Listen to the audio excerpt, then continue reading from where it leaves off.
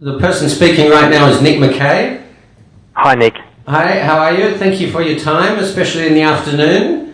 No problem, you're welcome. And we're just working towards, I think we're just trying to get one more person into the room. John Radcliffe, he was in here a minute ago, now he's about to go. But can I just check, can you see us there? No, I'm just on regular telephone. Right, okay, that's what I thought. So, anyway, I'll just while John's coming, because John's already familiar with all of this, just very, very briefly, you may or may not be familiar or aware that there was a recent change of government or ministers in Australia, and this is for the benefit of the Taiwan side. So, I'm talking to the Taiwanese people here at the moment, but I'll let for you to listen as well. Sure. As of last week, we were originally the Council of Labour Affairs. My office was the equivalent of the Council of Labour Affairs, Ministry of Education, National Youth Commission, and the Council of Indigenous People. As of last week, we changed ministers, and so now we are the equivalent in Taiwan of the Ministry of Education and National Science Council. So our responsibilities were, before it was just for education, our responsibilities now are equivalent of higher education, skills, science, technology and research. So a lot of the work that we propose to do under this project, we may be able to work with you more and maybe provide some more resources, etc. Now, in Australia, the National Science Council has formal signed agreements with the Academy of Technological Sciences and Engineering, and they also have formal signed agreements with the Australian Academy of Science. So that may have some influence in future project funding and progress, etc. So I'll just, do we know where John, Sandy, do we know where John is? John went out to greet, We might just, he's waiting for bringing some people in, so we'll wait a couple of minutes. David Cunliffe. So we'll just wait, before we start formally, we'll just keep on talking a little bit. So this is a major change for our department, and it will mean that approximately 1,000 employees will go across from the Department of Education, Employment and Workplace Relations, or DEWA, and move across to DISA. So when that will be finalised and actually go into place, we're not quite sure yet, but we probably sometime in February, I'd say. And how it works. So basically, this is a win for a lot of the universities and the academics, I think, because it will effectively, hopefully, give you a science linkage or a base or a post offshore. Might be better if you camera on this side, perhaps. Yeah. I will. Hi, John. It's Nick here. Right, we just made a grand entrance in Adelaide. David Cunliffe has arrived. And David, how are you? Fine, thank you. That's good. We've got everyone here at the moment. We've got everyone here on the Taiwan side. We'll do a quick rotation. We've got 3 video conferences going and 1 teleconference. So we've got a lot of people. We'll do a very, very quick introduction to everyone. And just to wrap up what I was just talking, I'll just mention to everyone else in the video conference that my minister has just changed. So science and technology and research has come under my office again. So AEI, which was DEWA, is now coming under DISA now, which means that approximately 1,000 employees will move to DISA. And how it is all managed and what we are responsible for in the future, we're not quite sure yet. They're still trying to figure it all out. But effectively, it will all come under Senator Chris Evans. And effectively, if it goes the way we hope it will go, it means that the offshore AEI posts will now be the official science and technology representatives for Australia. So your international collaboration around the world should be able to should benefit from this move. Funding wise, well, it should be a good development. I think it's personally I think it's a very good development, and it's something that we've all been wanting to get back towards. It's effectively what we were 5 years ago or 4 years ago, before the change of government, when science and technology, we were all part of the Department of Education, Science and Technology, or DEST. So we'll come about circle. So very quickly, just me, you know me, Nick McKay. On my left here, I'll ask everyone to introduce very quickly themselves again. And but when you talk, please use the microphone and keep it close, because especially on the teleconference, it's very difficult to hear. Okay? Yeah. This is PC speaking, John and Debbie and Fred. Probably later I'm going to say good evening to everybody. I know you have a very late schedules, okay? But anyway, I appreciate it to join with us, join with you. And later I'm going to introduce my colleague to all of you, okay? So probably Professor Tung, would you like to say something to John and Debbie and Fred? Hi, this is Hsin-hsin Tung from National Taiwan University. I work in the same department as Professor Chiang.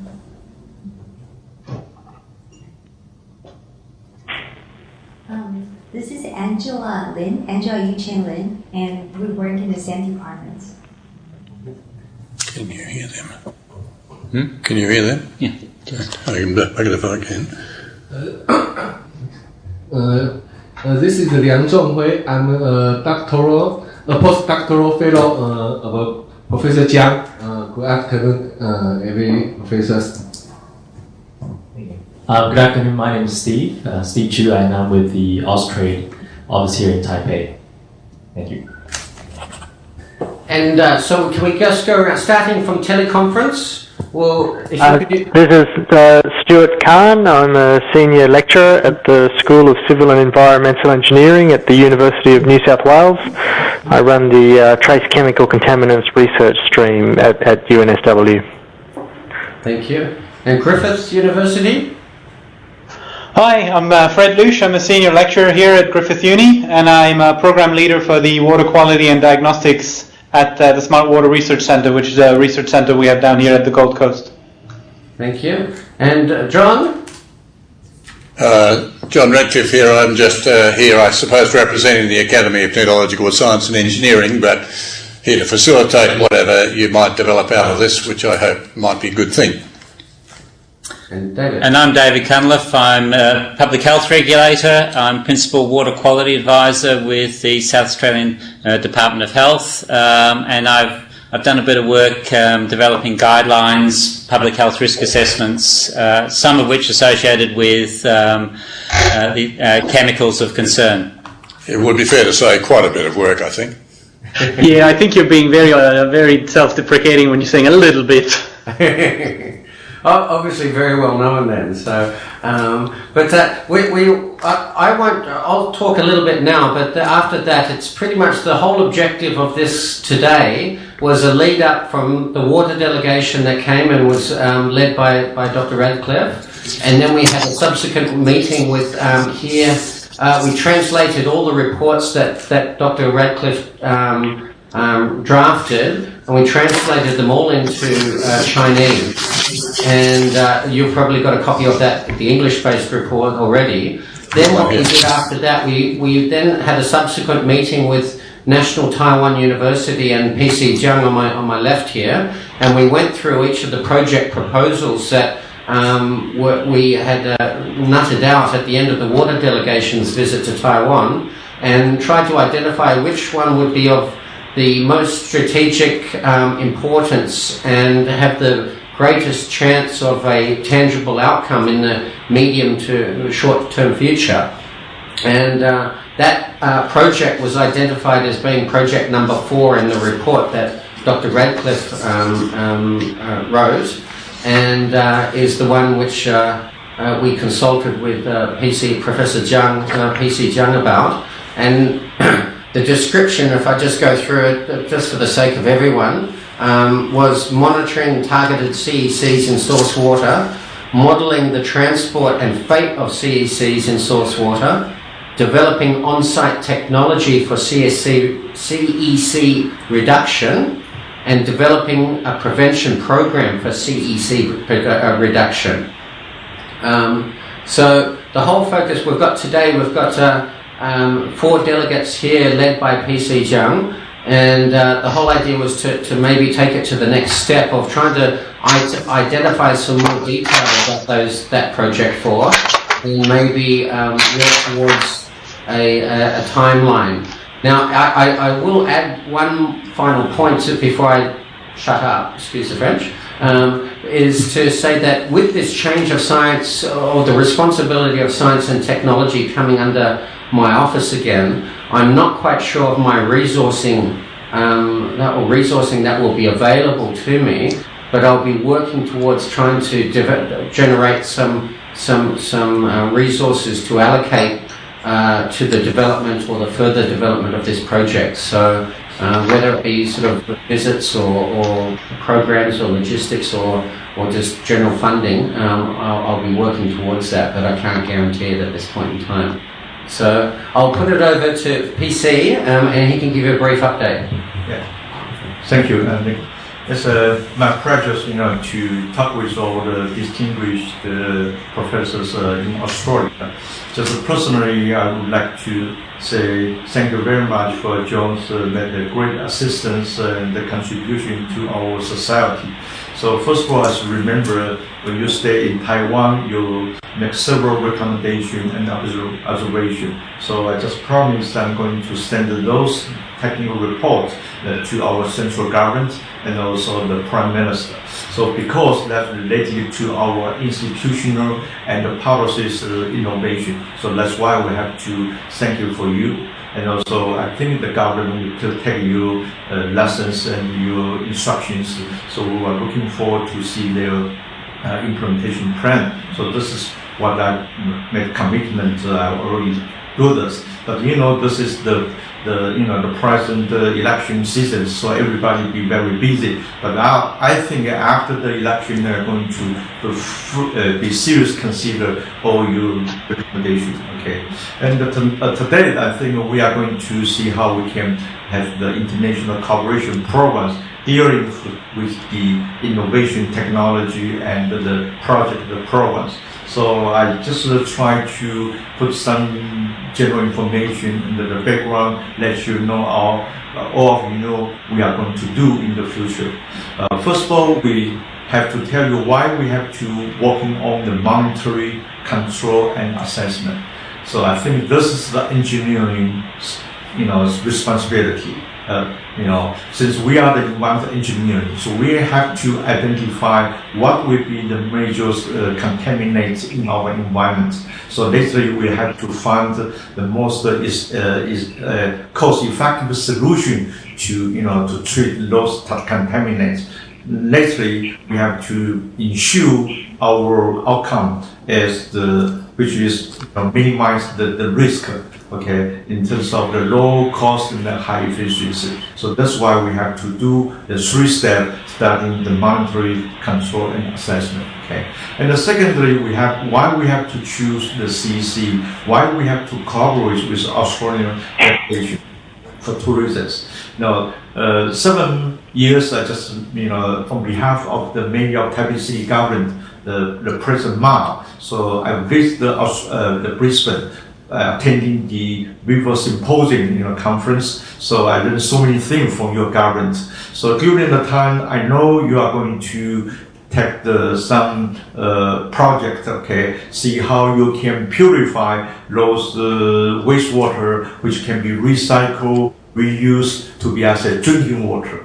By doing this, you have to have very strict regulation and the standards. By proposing what we call the compound of emerging contaminants, the endocrine disruptor compounds, and the POPs, which is persistent organic pollutants. So we can see lots of new standard and regulation items has been proposed by your gardens. So this is very impressed work which I've been observed during my stays in Brisbane, San Francisco. Okay, and recently I have another trip made by Joe, so I really see the technology which you developed, which can meet the requirements. So that's why we have to work together as a team. Okay. So recently I have the chance to talk with my colleagues, see what will be the most important, the project we have to do. So I just say we have the 3 items has been initiated at the moment. Okay. So first of all, we have to make some compounds classifications, or to classify those target compound. I mean the compound of emerging concerns.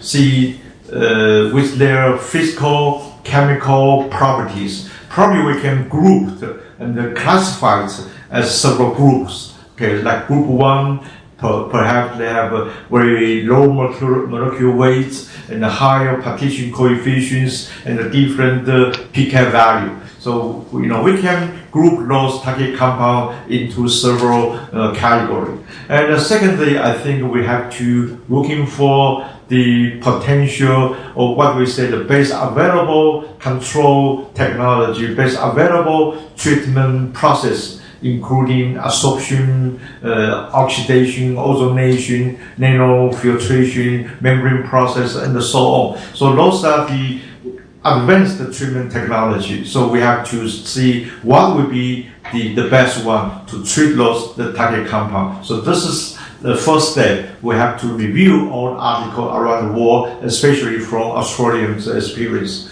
And secondly, as a professor, we're doing some fundamental research work. We have to know the mechanisms, see why they have the capability to remove those target compounds. Perhaps we have to develop the model which we can utilize for predict the outcome, for predict the treatability by using the different the process. So that's the second step we have to be implemented. The last one, I think we are looking for the performance evaluation and the system optimization. See how we can use that the information we develop from the laboratory, in order to do some simulation and ensure all the outcome which will be produced or generated in the lab, which can be implemented in the field.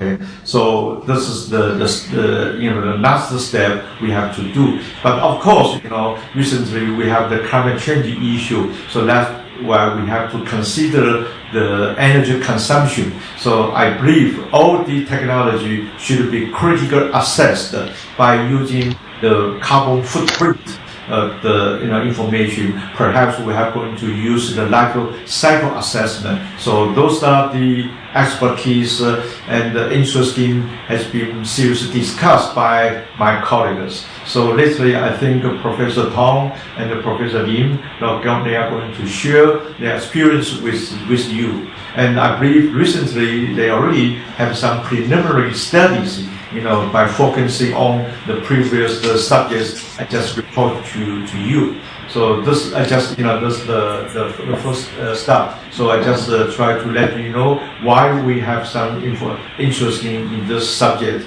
and let you know we are ready to do some preliminary review. So this afternoon, we just try to receive your comment and the response. So finally, we are going to have finalize the draft by the end of the month.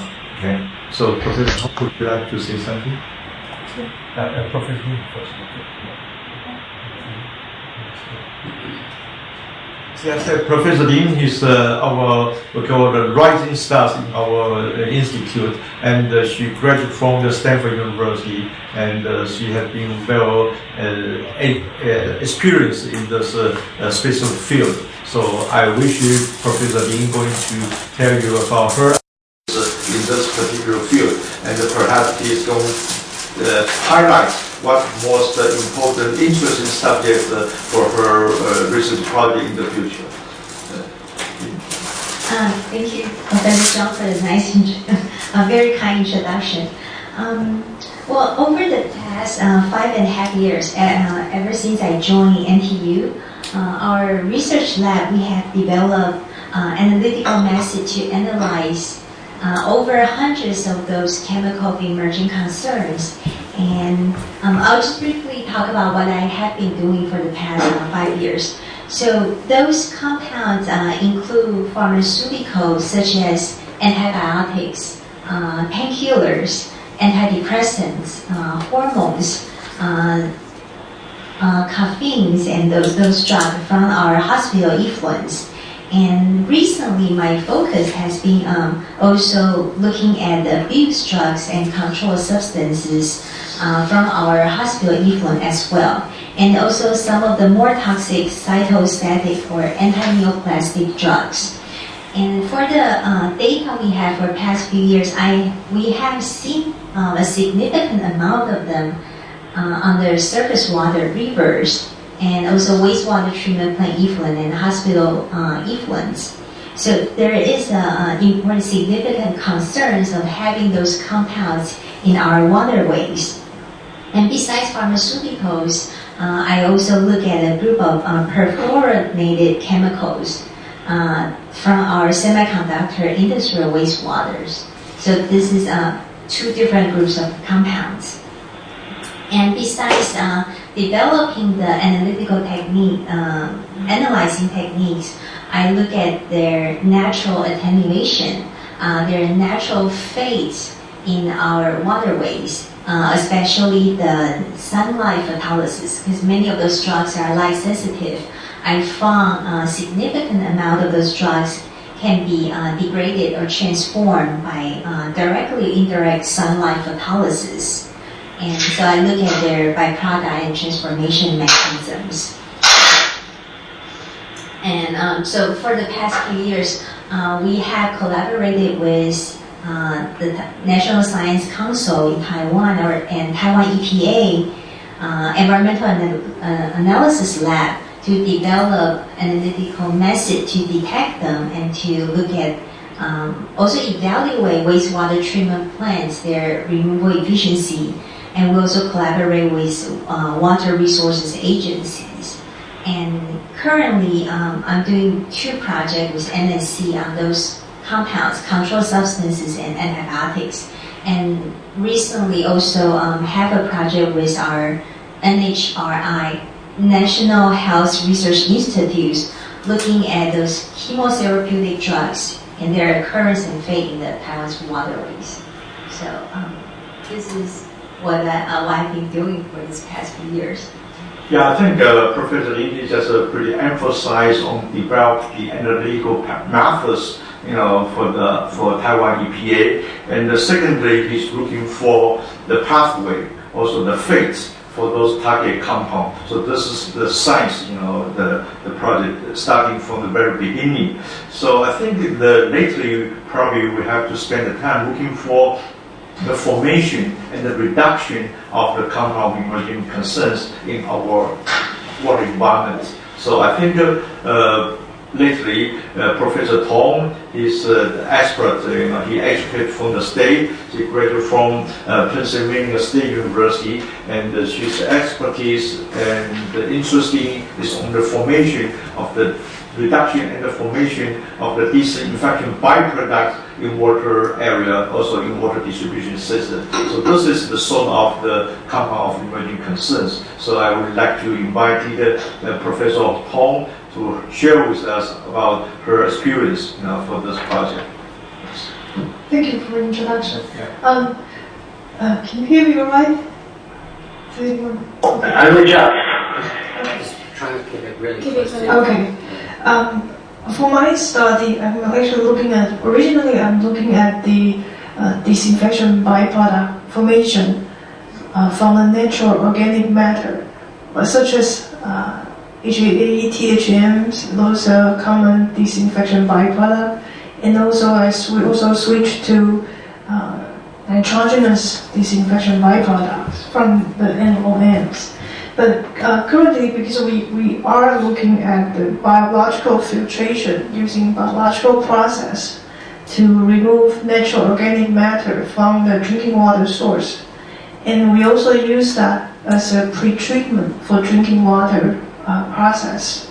So when we realized all the contaminants in the nature, doesn't matter it's man-made contaminant or nature contaminant, there is always the microorganism to degrade that. So that's why we are looking, for these past 2 years, we're looking at to use biological filtration to remove the emerging contaminant, those micro pollutants in the water.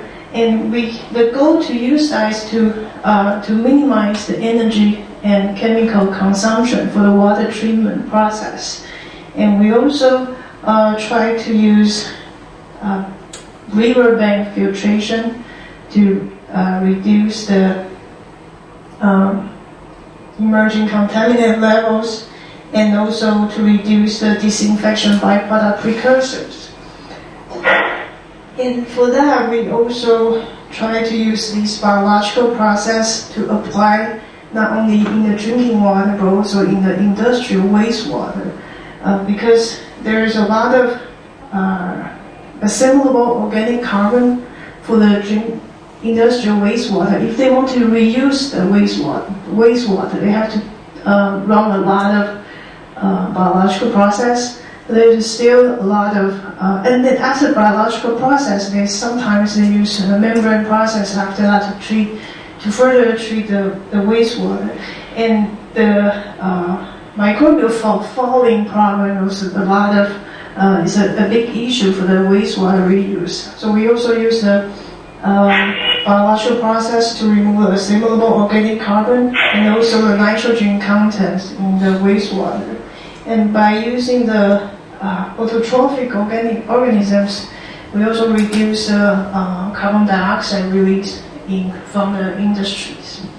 And I think that's probably about what I'm working on right now. Yeah, that's right. You know, Professor Tung is give the lectures in our institute, just focus on the environmental microbiologies. So what the research work is pretty emphasized on the biological treatment process. As you know, he's trying to develop the method which can balance the disinfection efficiency and the trihalomethan or DPPs in formation. So this is very important technique we have to know of you. So as you know, we are the Professor Sun of them been working on the physical treatment process, and the Professor Tung focus on the biological treatment process. See, that's why we have worked together. There's another senior Professor Lim who was in the States, so he will be joined with us lately. Exactly, he's another one of our senior professor, been fully in charge of this programs. So this is the first, the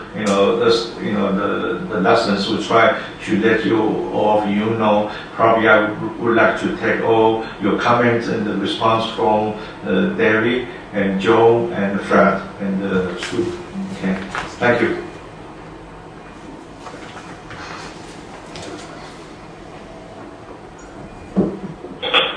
Anyone want to comment yet from the Australian side? Well, Stuart Khan here, if I may. Yes. So, thank you for the excellent summary of the work that's going on. It sounds like you are doing some really very impressive work in Taiwan, and your interests are very similar to ours. So, we've been working on many of the same chemicals that I heard discussed, lots of different pharmaceuticals, including antibiotics and a wide range of anti-inflammatory drugs and anti-epileptic drugs, chemicals that have become of considerable interest in Australia during particularly the last few years, where, as was mentioned, we've started talking about lots of different water recycling projects, including recycling wastewater for drinking water purposes in a couple of very big schemes that are partially under development in Australia. And that's really focused a lot of attention on those chemicals, as well as the disinfection byproducts, and some disinfection byproducts that I guess are somewhat particular to advanced treatment processes, the nitrosamines, etc. and as well as the hormones. We've been interested in the effects of hormones in waterways in Australia for quite a few years now. And we have a couple of very big projects. One in particular is led by Frederic Leusch, who's on this call, which is, I'll let Fred describe it, but is a large survey of those chemicals around Australia. So we've come quite a long way, I think, in developing the analytical methodology. We've published a number of papers in those areas of our own methods, which we can make available. We have some fairly sophisticated analytical equipment, both at University of New South Wales, and I'm aware of Fred's lab as well, has a lot of new equipment. Both laboratories have a good relationship with Agilent and a couple of the other major suppliers, and so we tend to be among the first labs in Australia that receive new equipment as it becomes available, including very soon we have an agreement with Agilent to take on their new gas chromatograph time of flight mass spectrometer, which will enable us to do some very sensitive work looking for unknown chemicals and identifying chemicals that we weren't necessarily aware of before we went out to look for them. So that's a new development for us. So I think that there's huge scope for collaboration between the two countries, and I'd certainly be keen to look at opportunities to exchange students. We can certainly accommodate PhD students in our laboratory if we have funding for them, and it would be great to look at opportunities for students and staff to visit Taiwan and look at how we might be able to contribute to research from that angle as well. Yeah, thank you very much, Professor. I think lately I'm going to ask my colleague to try to give you more decent information, see how we can cooperate. Okay, later. Thank you, Professor Stuart. Come, right? Okay. Right, thank you. Thank you.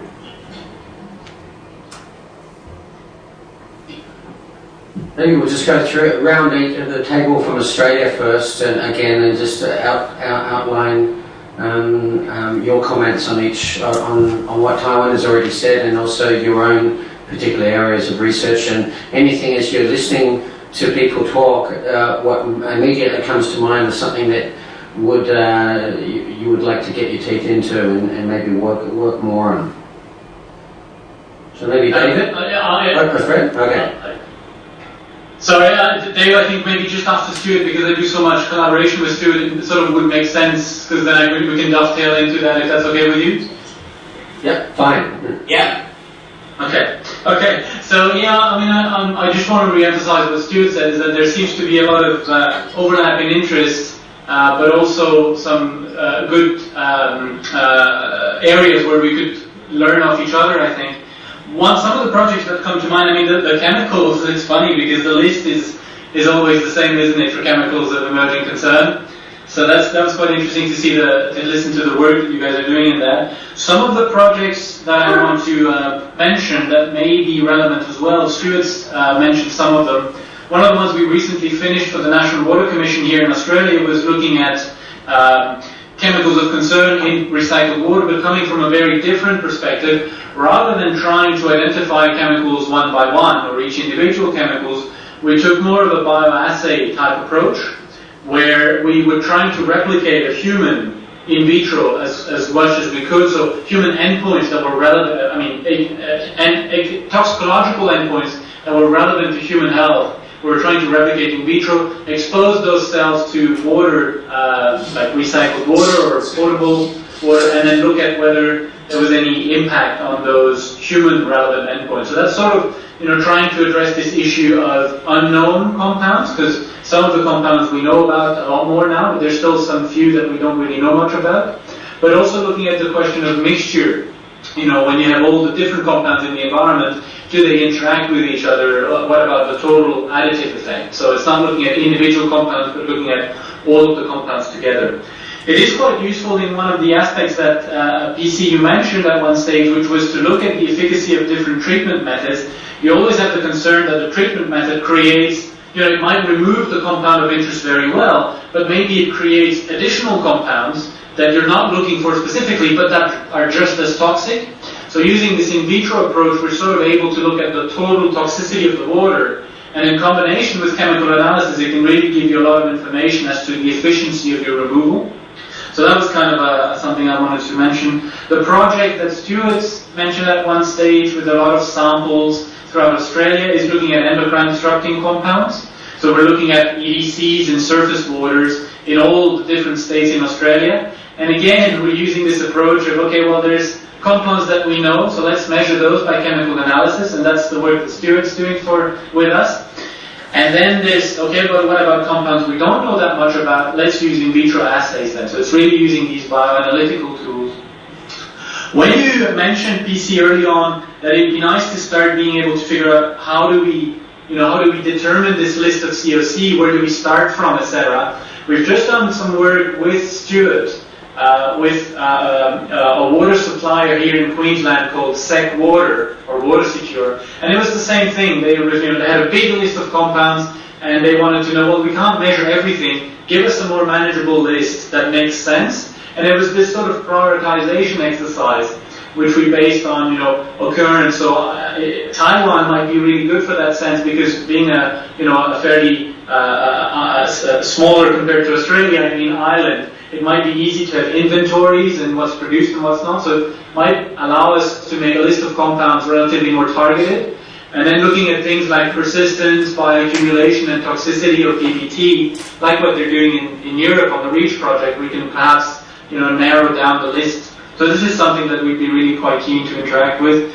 And again, re-emphasizing Stuart's point on student exchange or staff exchange is something we're also very, very keen to learn some new techniques from you guys, and maybe have some of you guys come over and play around with some of the tools that we have, so that it's a faster way to learn for us at least.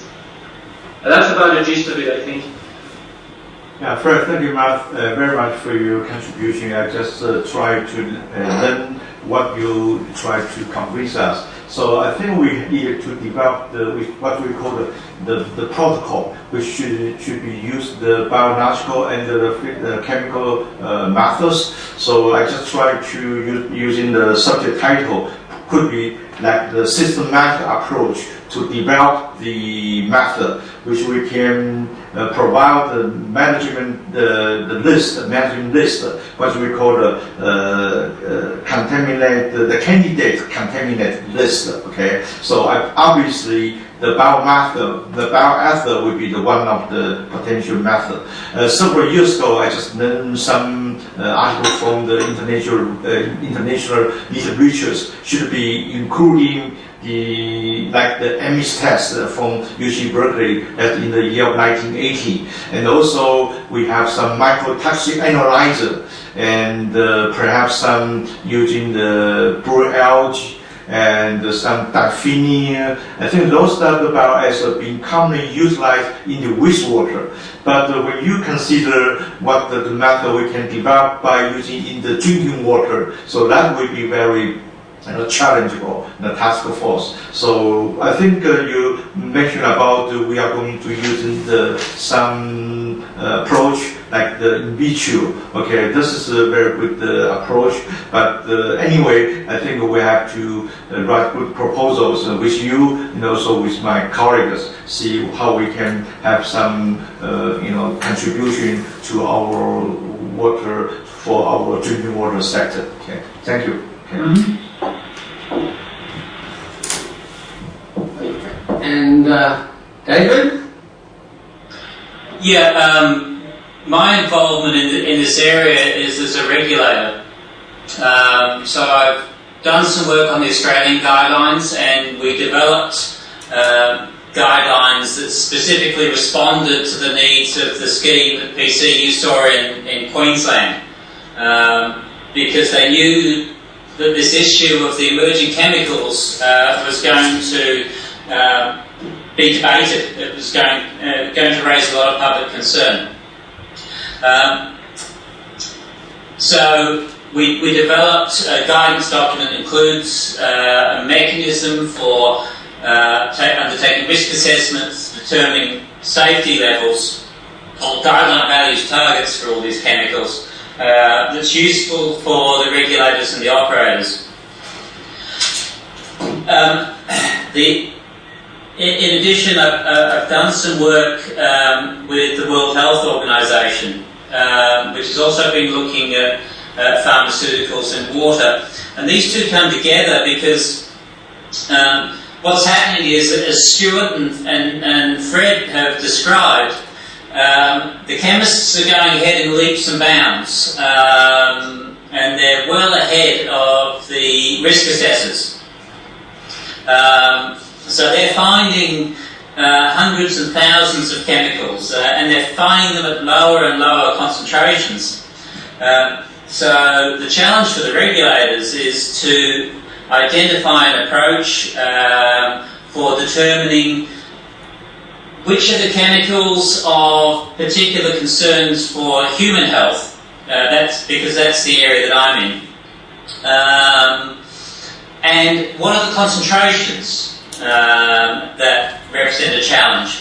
Because one of the concerns that we have is that because the chemists are so good, and Stuart and Fred get this brand new equipment, which is really sensitive, and they're really good at using it. So we'll keep getting more and more chemicals, but which ones should we be concentrating on? What's the health risk assessment?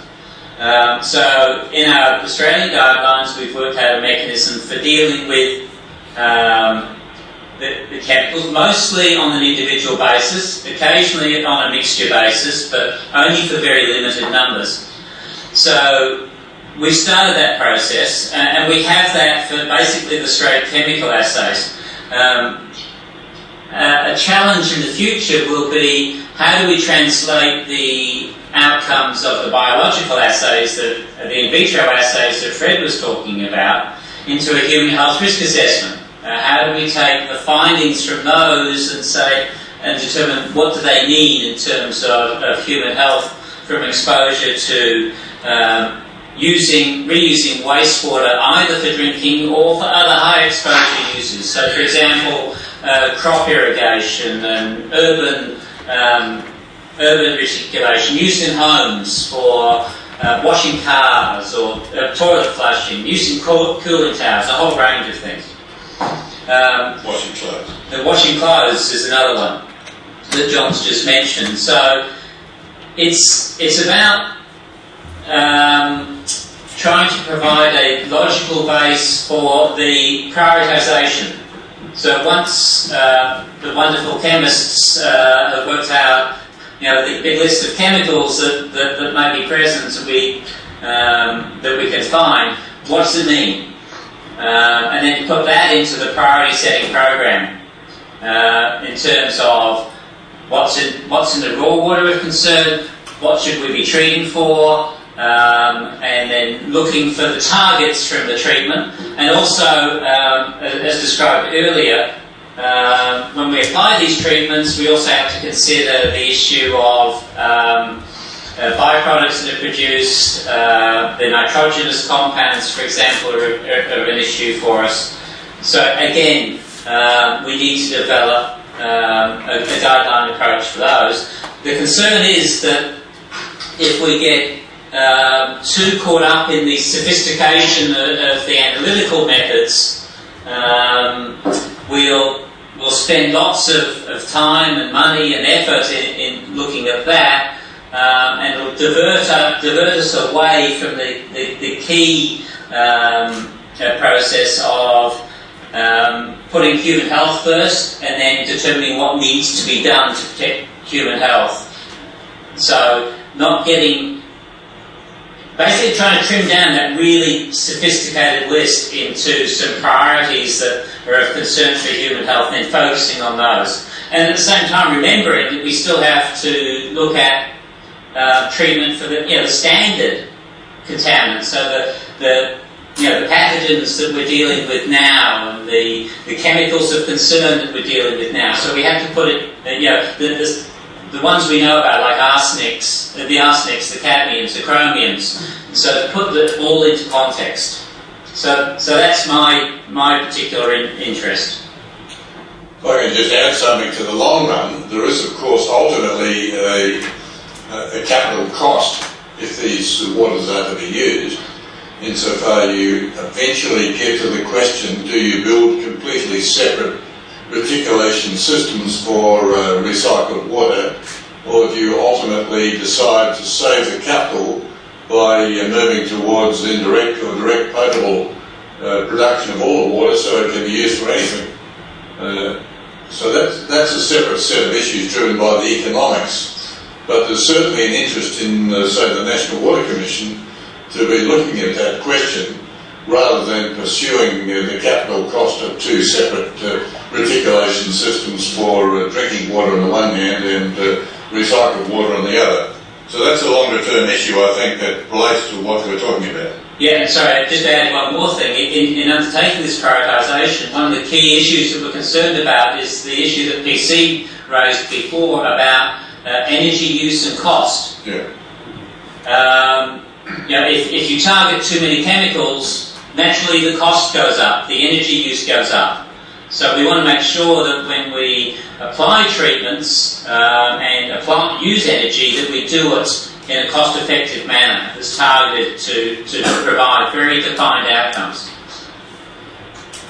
See, I think I tried to catch the point that Debbie and Jung just mentioned earlier to us. So as the regulators, we need to provide some scientific data and the technical guideline to the general public and also some of the government officials. So this is the first consensus. And secondly, we know the water reuse that have different purpose is really depending upon the consumers, the exploitation. So we need to classify the different guideline and the different standards with respect to the water uses. Okay.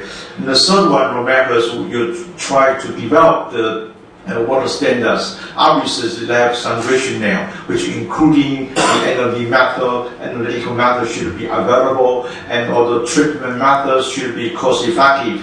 And of course, we need to get some public sanitation experts to join with us to figure out the risk assessment, and perhaps the risk management program is quite important. So I believe we need to have the analytical method, so that will be regarding to our monetary methods. And we need to develop the cost-effective solution that should be including all the technology, should be affordable and should be cost-effective considered by the general public. The last one is should be convinced by the general public. We need to do some further study that's including the Fred just mentioned about the bioasset. This is a very important method. We can do this. And of course, we need to have the most sophisticated instrument to identify those trace contaminants in our environment. Sometimes it's very time consuming and should be, sometimes it's not cost effective. So how we can develop the protocol and the methods, working on the special projects. Of course, we need to get the lessons from all of you. Thank you for your comments and response. Okay. See, Professor Lim, would you like to give some response? Yeah. I was just, as I mentioned at the beginning, it's Nicholas here again, by the way. I suppose being a little bit more direct now, from a resources and a funding perspective, you've got some of, from the sounds of it, some of the world's best researchers in this particular field in CECs. So is this something that you're looking, that is an opportunity to jointly do, or you would be looking doing on an individual basis, or what? I'm just sort of floating the where to from now.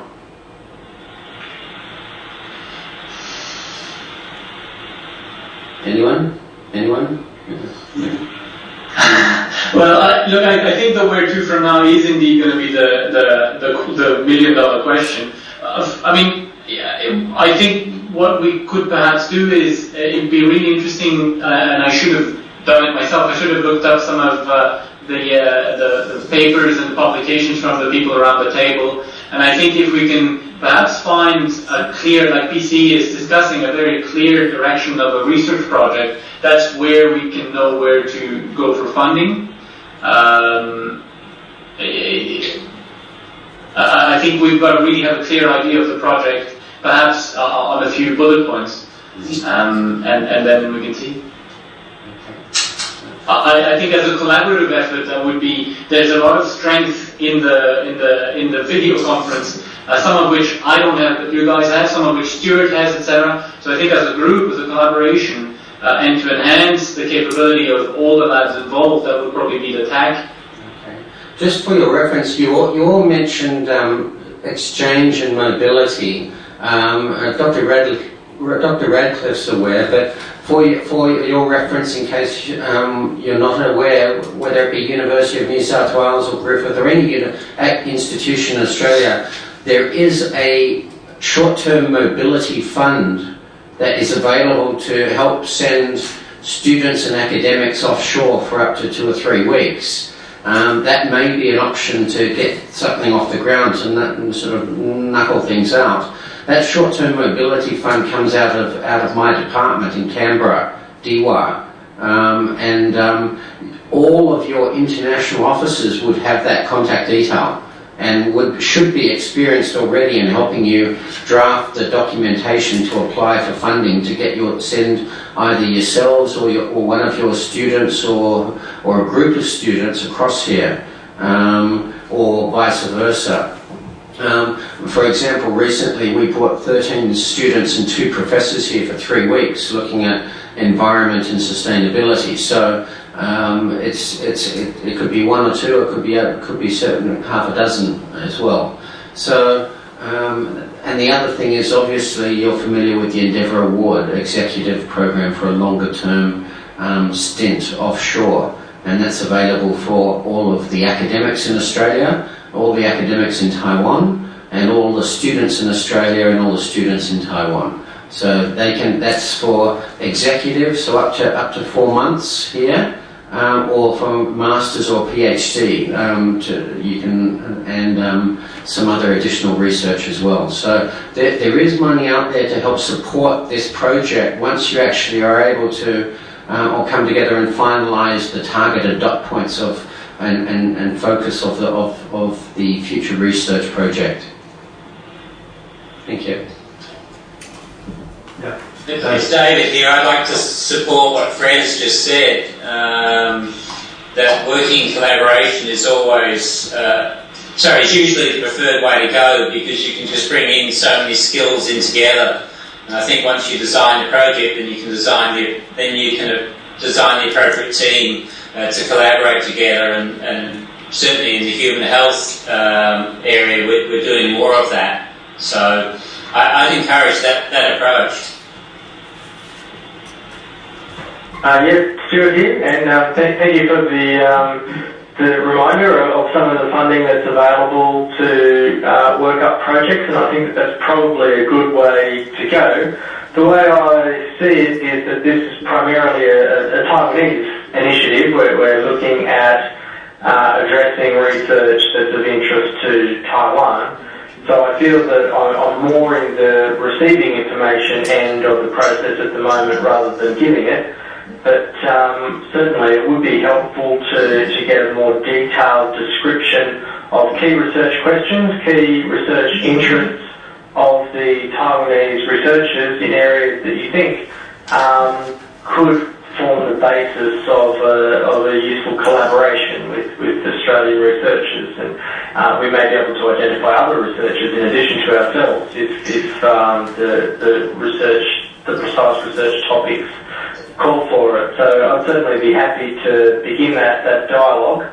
And ultimately, certainly we are familiar with the Endeavour Award process, particularly for students coming to our group. We have a number of PhD students in our group that are funded by the Endeavour Award at the moment, and they tend to be some of our best PhD students. It seems to be a good selection process in handing out those awards. So if we're able to identify some really excellent Taiwanese PhD students to come and work with us to learn some of the skills from our laboratory and be able to take those back to Taiwan and help to foster the collaborative relationship between the two countries, then that'd be a great outcome from our perspective. That's the sort of thing that I'd really like to see happen. We get lots and lots of applications for PhD students from all around the world, but most of them don't come with suitable funding, and in fact the vast majority of them don't come with suitable background expertise, and so it would be great to identify some really good students and to come up with a suitable PhD project for them. What I was just thinking I could do as maybe a potential helpful first step is I'll contact each of you individually, because the emails will get too big, and get each of your CVs and a list of your publications or a copy of your publications, and then we could develop it and put it into an individual standalone web page that is not for the public but just for your individual use. So then you can go and read up on what, for example, Angela has done or Professor Tung has done, and vice versa. And then that could help maybe narrow out or filter out the key dot points or questions or research interests that you can eventually finalise on. Sounds like a good suggestion. Yeah, I fully Is it intended that the PC will try to get some a project before the National Science Council as a component of all of this development? Yes, I try to summarize the suggestion has been proposed by Australian delegation. So first of all, I appreciate it because it provided lots of good opportunity for our students and our professors to know how we can work together as a team. Okay, so this is just like our educational programs is quite important in process for us. Also, he mentioned all the interest in the research should be probably proposed 1 or 2 pages, including his professional skill, expertise, and the research interesting, and the recent publication. See how we can form a research team, work together. Okay, and I just know that John, we have been work together for several years, and I believe the two countries has been set the research team for many years. So I would say those are the phase. We have the 3 phases. Those are we call the first phases where we done this. So that means we have the good people to visit your country, and you have some scholars and fellows to visit our country again. So we already know each other, and we organize some small forum and the international workshop. So we already identify those majors interesting. We should work together. I believe this is the first step. So we are looking for the second step and perhaps going to the third step. So I believe the second step should be including, see how we can have the platform, so we can have the student exchanges program has been proposed by Ricos, and also we need to have the joint research work has been proposed by Stuart and also Frederic, and perhaps we can have the joint publications working on some special project. So this is very good outcome from these two research group work together. So if we have the time to see how we can go into the further the development into the 3 stages, the 3 phases, that means we need to have the technology development by the joint research work, see we can propose some regulator and some regulation and the standards to our government.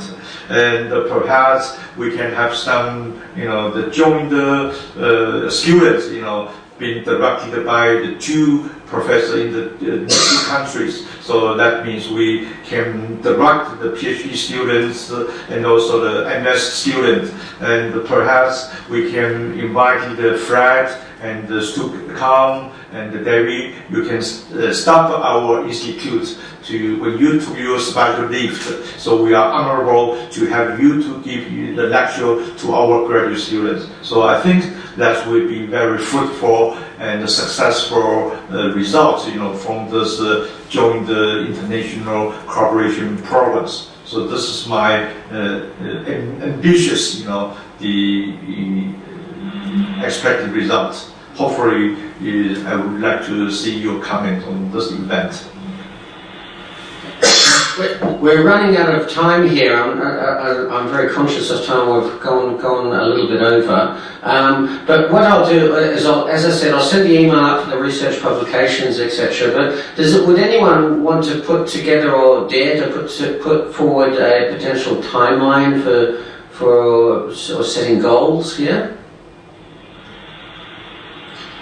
I'm wondering, Nick, whether or not you could prepare a little summary of what you think's come out of this, which we could be circulated to the others, and between a lot of us we might then agree to the way forward. And I wouldn't see myself being much involved, I suppose, really, because I'm not really a scientist in the thick of this, but I think we need to be clear on the next way forward, and there's a number of things identified.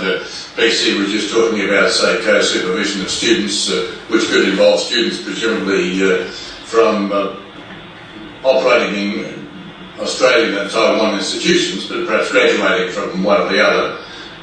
There's a number of options here, but we need to have what fashionably these days is called a roadmap, I guess, as to how we're going to develop it and within what time frame.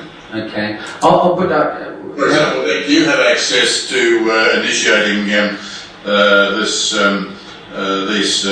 funding through DWARE at your end, or is that all organised through the Australian end? It's all pretty much the Australian end, but I can drop forward the contact details and the bits and pieces, so should be able to smooth the way a little bit. And it's my understanding that it is underutilised, so you should be able to get a good chance of getting a positive response. I'll put through it a facilitating word. A facilitating word, yes. And I'll put through it a bit of a meeting summary, but I might be minus some of the technical terms that you were talking about, because it went straight over my head.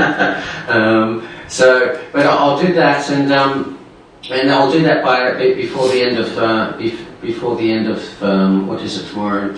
By this week. I'm only here today and on Wednesday, so I'm out of the office the other 3 days. So, but I'll get that forward and just wrap everything up, and then I'll contact each of you individually with an email, so you can just reply with your CV and your publications list, if that's okay. Then we'll draft up a dedicated CEC page for you. We can do that now. On our internal website, that it will be available to you only, and you can download and it'll act as a repository of information specific to this project only. How does that sound? Sounds like a good way forward to me. Okay. So what I want to do, just before, in case everything chops out, I want to get all of us here to stand in front of the screen. I'm sorry, Fred, isn't it? Fred, that's teleconference. Yes. Stuart. Sorry, but we're going to stand up, and you won't. I'll put a photoshopped photo of you in the joint photograph. So just so that we have a record of this video conference. We've also been videoing it from behind, so we've got a permanent record if needed, if you want to go back and listen to any terminology that you may have missed that you want to rehash again. And that will be online on the page, on the web page as well. Okay, so I'll just get stand up very quickly. We're going to stand up here. Once again. You guys don't have to move. I can see you. We'll just go on below here. Oh, you're it's better. I won't see if you stand up, so I guess. Oh, yeah, we just sit here and then we'll get them to. Oh, no, stand up. Stand up is better, I think. Yeah, we'll stand up there. And we'll just do it. Just doing this on the screen or something. Yeah. Sorry. Don't, okay, say something. Say something, yeah. Yeah. Okay. Okay, the other party don't say anything, otherwise the screen will jump to your end.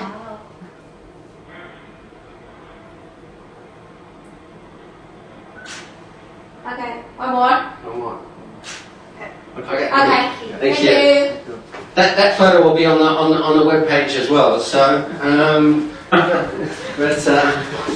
You played magic. now just one other, just for Stuart and Fred's knowledge, you may also be. I'll just let you know that the current EPA in Taiwan and the National Water Agency over the next water agency over the course of the next 18 to 24 months, it will be merged and reformed into a formal ministry.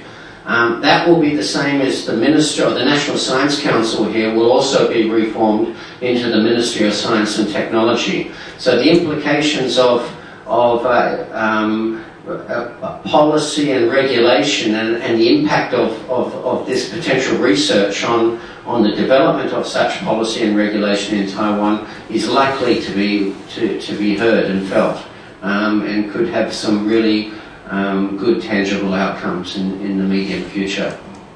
So I just thought I'd make that point. Well, that's very much in line with what you've been suggesting would occur in our earlier discussions. Is that right? Exactly. Yes. So I think I think there's some. This is a very timely period to start talking about the topic that we're talking about, because we have a good potential to have some good impact here.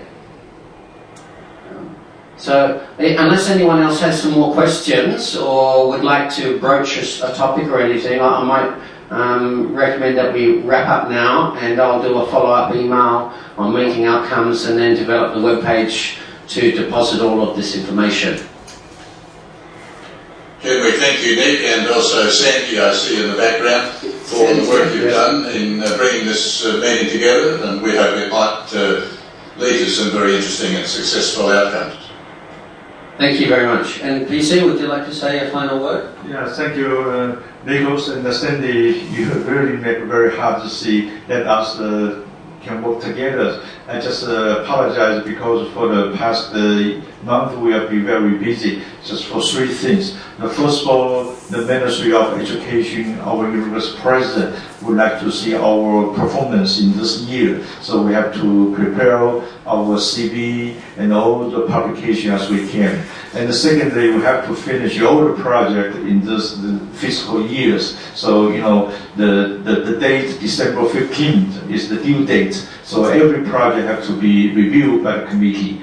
And the rest 2 weeks, we have to write new proposal to the National Science Council and the others agency. So that's why I promised Nicholas I should, you know, make a preparation of our new proposal. So I think today's, this afternoon, the conference is very helpful for us to prepare how we can write a new proposal. So definitely in this week, I'm going to ask my colleagues, see how we can write down the good proposal. That is the highlights, but the most interesting, the subject from the two sides, especially from Debbie, John, Fred, and Sue. I really like your comment. You give the more thoughtful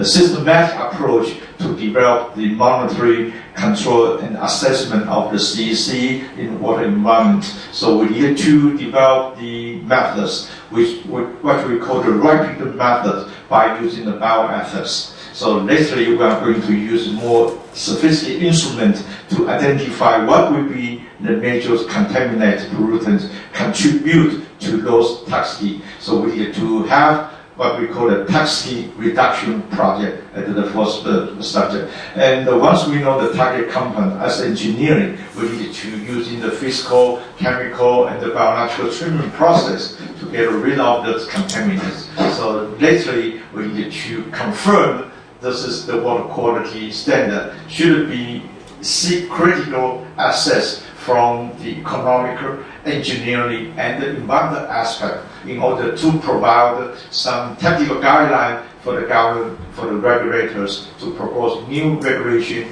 amendment, and the standard, and so on. So thank you once again for all the friends from Australia. You really spend your efforts and endeavors contribution to us. Thank you. Thank you very much. Thank you. Okay. Well, enjoy your evening, and if I don't talk to you in person other than email, I wish you all the best for Merry Christmas and a very Happy New Year, and I hope the Year of the Dragon, which it will be next year, will be extremely loud and successful one. Great. Thank you, everyone. Thank you. Okay. Yeah. Merry Thank you very much. Happy New Year, everybody. Merry Christmas, guys. Bye-bye.